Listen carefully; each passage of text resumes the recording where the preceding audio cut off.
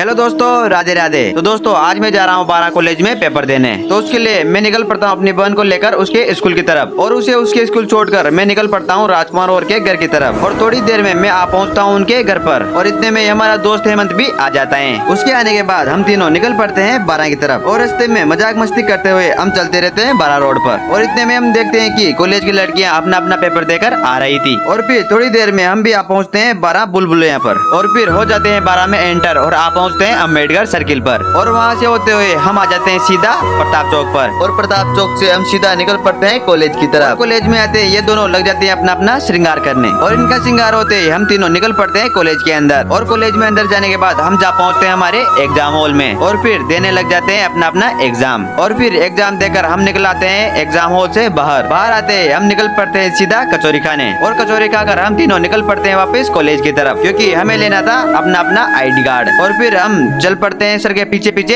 ID card लेने, और ID card लेकर हम निकल पड़ते हैं घर की तरफ। लेकिन राजकुमार को कुछ काम था तो रुक जाता है 12 ही, और उसे वहीं छोड़कर हम दोनों निकल पड़ते हैं घर की तरफ। लेकिन रास्ते में पड़ता था हमारे एक दोस्त का घर, तो हम चले जाते हैं उनके घर पर, और हम वहाँ जाते हैं वो हमारे लिए ले आता है चाय और बिस्किट, और फिर हम लग जाते हैं उन्हें खाने। तो दोस्तों आज के लिए इतना ही, अब मिलते हैं अगली वीडियो में, तब तक के लिए राधे राधे।